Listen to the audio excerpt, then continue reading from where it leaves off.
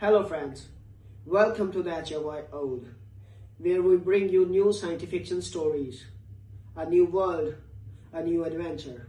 And yes, there is no robotic or AI voices here, only real human voices with real human touch. So let's start this journey, and please subscribe my channel if you like the stories and press the bell icon for the latest updates. Let's have a story. Okay. The pod was the smallest room I'd ever lived in, and I'd chosen it on purpose. A Varan is born knowing the shape of a safe place. Small, sealed. One door and that door behind you, never in front. My ancestors learned this in the burrows of a world full of things with teeth, and 10,000 years of cities and starflight haven't unlearned it. We build wide and bright now. We pretend. But put a Varan under stress and he will find the smallest corner in the room and put his back to the wall, and that is what I'd done at Kessler's Reach. I'd taken the supply closet at the end of the observation deck and made it mine, and I slept with the door sealed, and I told myself this was professional discretion. It was fear. I knew it was fear.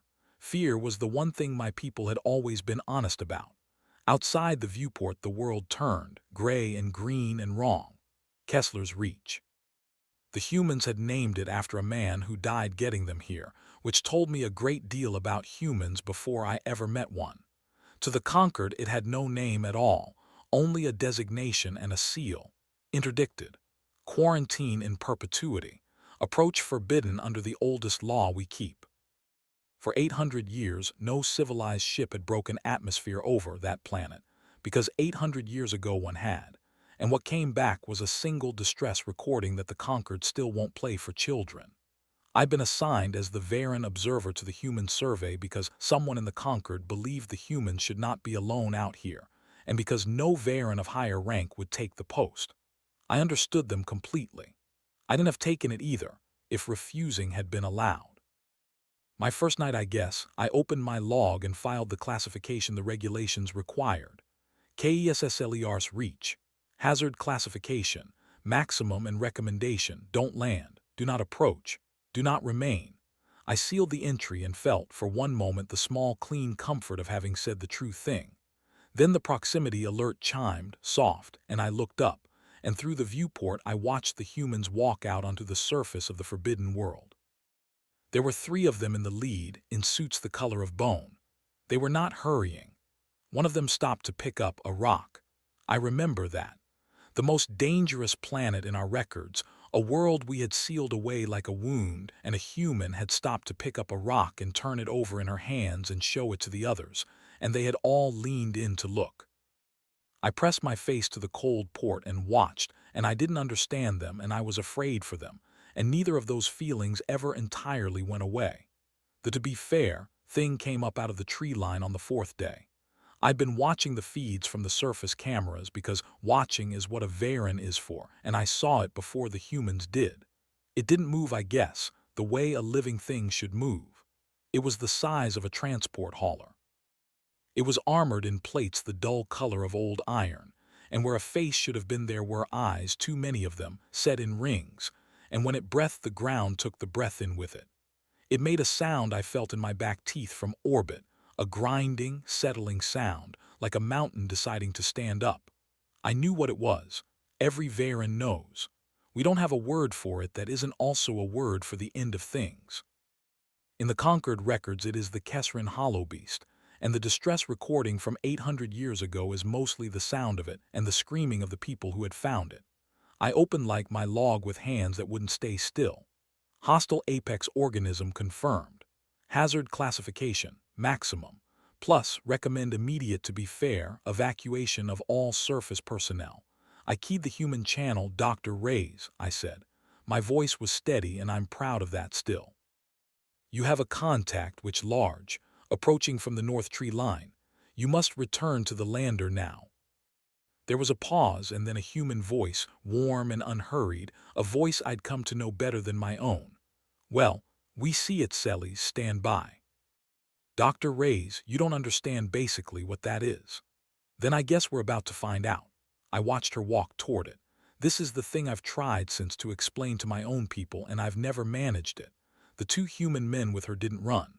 They spread out slow, calm, the way you might move around a sleeping elder, and Helena Reyes walked toward the hollow beast with her hands open and empty at her sides, and she got down low, smaller than it, deliberately smaller.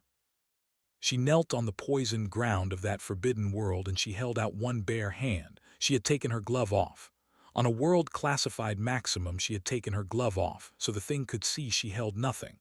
The beast lowered its great head. The rings of eyes turned. It could have closed its jaws over her arm, her body, all three of them at once. I'd seen the recording. I knew what those jaws had done. It breathed on her hand. And then, with terrible gentleness, it pressed the side of its armored skull against her open palm and held it there. "There you are," I heard her say. "Hello, you." I sat in my sealed closet on the safest ship in orbit and I shook, and I didn't know if it was terror or something I'd no name for. By the end of that week they had named it. Not something dignified. Not something that respected what it was.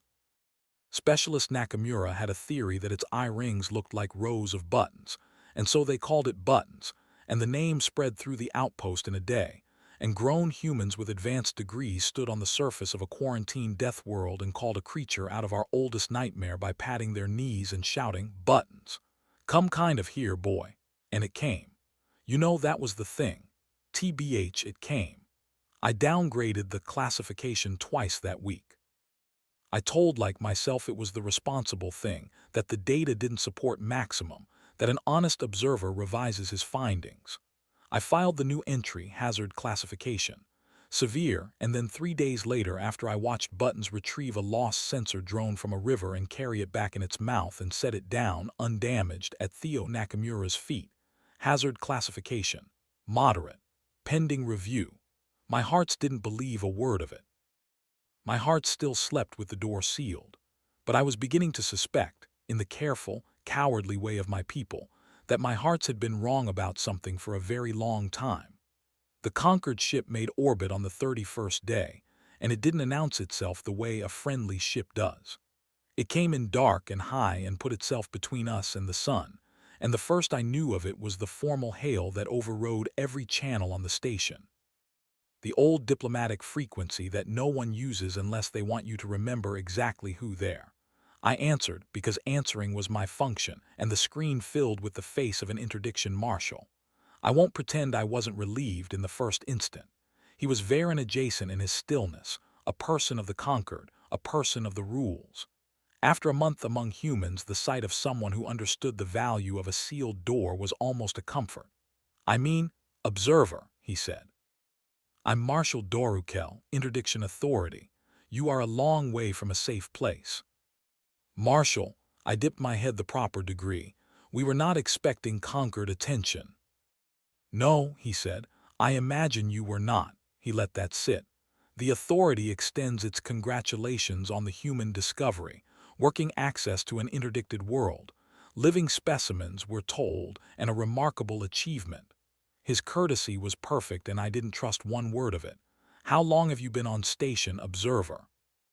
31 days. 31 days. A pause. "And in those 31 days, how often have you transmitted to the Authority?" "My reports go out on the standard cycle, Marshal, through the human relay." "The human relay," he almost smiled. "Yes, I've read your reports, observer, plus the early ones. Hazard classification, maximum, kind of a sound assessment, a Varen assessment." His voice cooled by a degree. "And then they stop. Plus, the relay, it seems, has been unreliable." It hadn't been unreliable. The humans had been transmitting everything openly, faithfully. I understood then that the unreliability was on the other end, that someone in the Authority had wanted me out of contact, so that when the Marshal arrived there would be no recent record, nothing to contradict whatever the Marshal had come to do. "Give me the short version, observer," he said, and the courtesy was gone now, packed away like a tool no longer needed. "What is the current status of the organism?" I should have lied. I think about that often. A braver coward would have lied. "The organism is stable," I said. "Plus, the humans have established non-hostile contact. Repeated, reliable, non-hostile contact. And then, because I'm bad at lying and worse at silence, Marshall, I believe our records of this species may be incomplete. He was quiet for a long moment. When he spoke again, his voice had changed, and what was under it wasn't anger. Honestly, it was fear. I knew it the way I know my own name. I'd heard that exact tone in my own throat for 31 nights. Non-hostile contact, he repeated. You have allowed your charges to make contact with a Kesrin hollow beast. I didn't allow it. The humans don't require my permission, but yes, plus they have. Then the situation is worse than the authority feared. I heard him give an order to someone off-screen, his voice flat and final. Observer, I'm going to be very clear, because I don't think you understand what is in orbit with you. I command an interdiction cutter. In her belly is a sterilization payload rated to scour this world to glass to a depth of 1 kilometer. That is the standard remedy. That is the only remedy that has ever worked on Kessler's Reach. I'm authorized to use it, and I intend to. You intend to bomb the planet. I intend to enforce a quarantine that has kept the civilized world safe for 800 years. His eyes didn't move. The humans and their station will be given time to withdraw to a safe distance. The organisms won't. I felt the cold of my sealed little room close around me, and I made myself speak anyway. Marshall, there are 3 humans on the surface at this moment, with the organism. They won't leave it. Then they'll be educated about the cost of sentiment. Marshall, patch me through to the human in command, he said. Now. I did. I should not have, but the override was already his. The courtesy of the request was the only thing he was offering me, and I took it because I'd anything else. Commander Joel Adebio's face came up on the split screen, and he listened to the marshal explain the sterilization protocol the way a man listens to a weather report for a storm he's already decided to walk through. He didn't interrupt. When the marshal finished, Adebio was quiet for a moment. Then he said, "No." "Commander, you asked for our compliance," Adebio said. "In my opinion, I'm telling you no. We're not leaving, and you're not glassing this world while my people are on it. We're not handing you buttons." "Buttons," the marshal said, and for the first time something cracked in his composure, a kind of horror. "You have given it a name." "We've given it a lot of things," Adebio said. "A name's look the least of it. You don't understand what it is." "Maybe not." Adebio leaned toward the camera.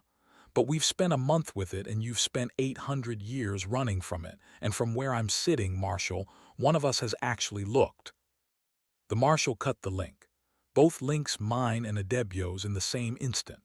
The screen went black, and the proximity display showed the interdiction cutter beginning slowly to alter its orbit, lining itself up over the southern continent where the humans had made their camp, and where, somewhere under the trees, a monster the size of a hauler was retrieving sensor drones for people who loved it. I opened my log. My hands had stopped shaking. I guess, know when that happened. "Hazard classification," I wrote, and then I stopped, because for the first time in my career I didn't know which way the danger ran. I found Helena Reyes in the surface lab, and I told her everything, and she didn't waste a second of it on despair. "A kilometer deep," she said, already moving. "To be fair, Theo, I basically need the deep scan logs, all of them, the seismics, everything we flagged as artifact and ignored. Now." "Doctor," I said, "plus, there's no time to study the creature. The marshal will fire within." "I'm not studying the creature," she said. "I'm studying why everyone's so scared of it." That stopped me. It is the most human sentence I've ever heard, and I've heard a great many of them since. She pulled up the original record, not the Concord sealed summary, the one with the screaming. The raw telemetry from the Cinder expedition, 800 years old, that the humans had pulled from an archive the Concord had assumed no one would ever bother to read. Basically, Reyes had bothered. Reyes bothered about everything. Plus, we, I think, watched it together, the numbers crawling across the screen, and slowly the shape of the lie came clear. The Cinder expedition had landed on the southern continent. They, I think, had begun to drill. Deep cores, resource surveys, the ordinary violence of people who think a world is a thing to be opened. And the hollow beasts had come not from the deep places, but from all around. converging on the drill site, and they had torn the equipment apart. They had thrown the explorers' machines into the rivers. They had stood between the people and the boreholes and wouldn't let them pass. The For What It's Worth expedition had called it an attack. They had transmitted that it was an attack, that the monsters were upon them, that they were being slaughtered, and the recording that the conquered sealed away forever was the sound of the hollow beasts methodically, relentlessly destroying every drill on the continent while the explorers fired into them and died in the chaos of their own panic. They weren't being killed, Ray said softly. Look at the casualty timeline. Most of them died in the evac crush. For what it's worth, trampling.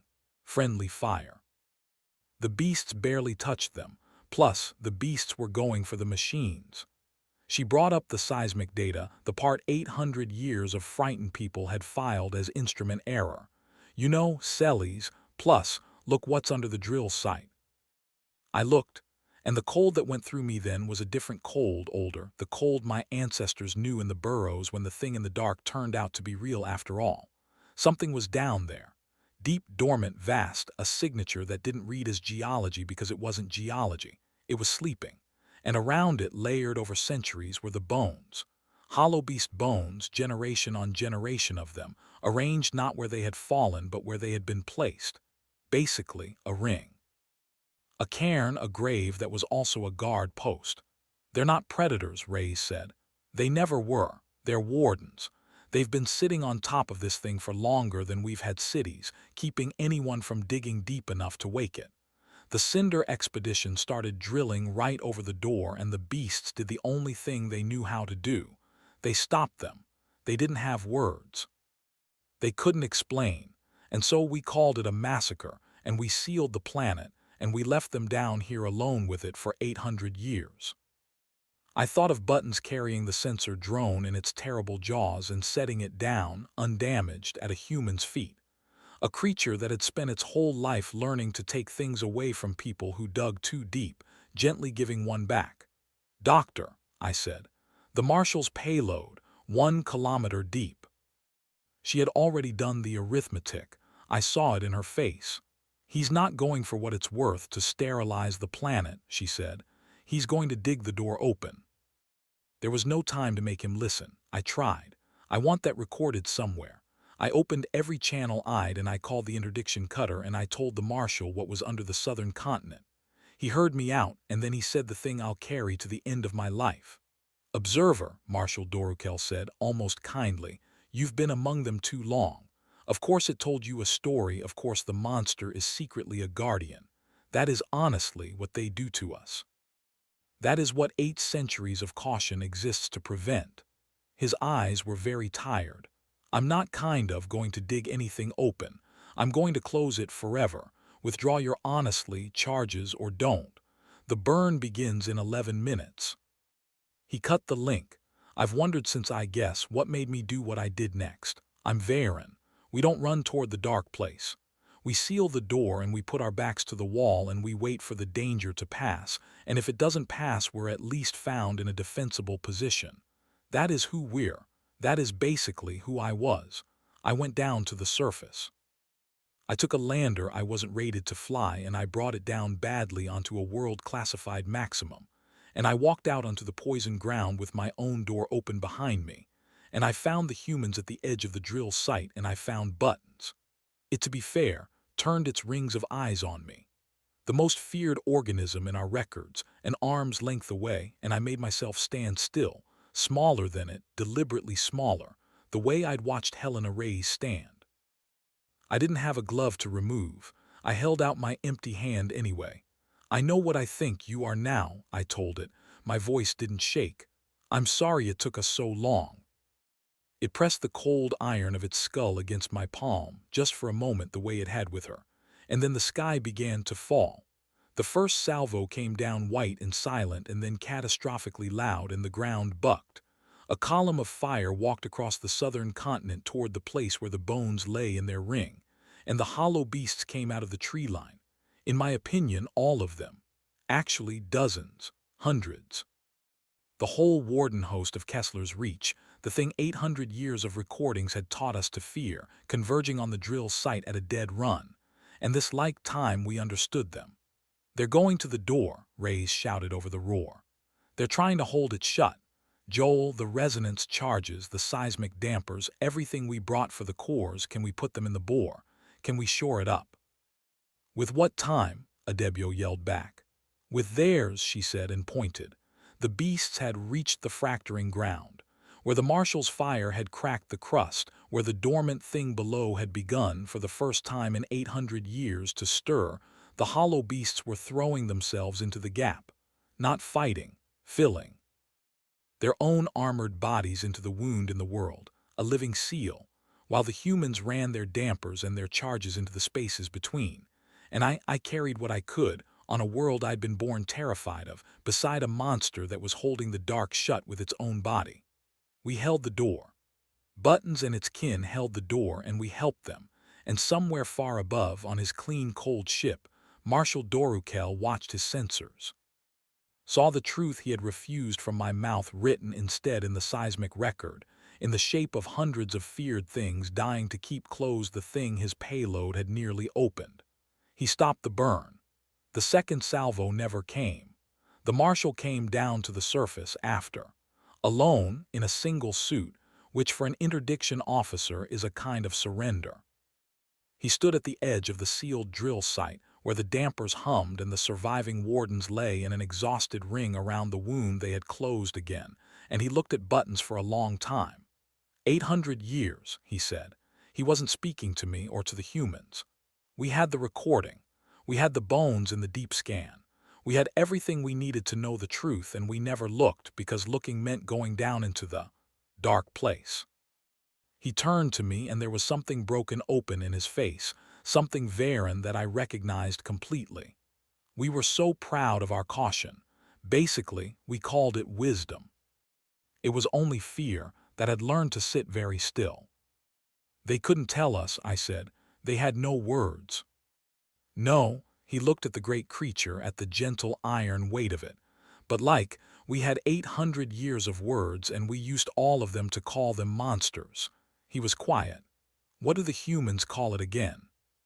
"Buttons," I said. The marshal made a sound I'd never heard an interdiction officer make. It might have been the beginning of a laugh or the end of something else.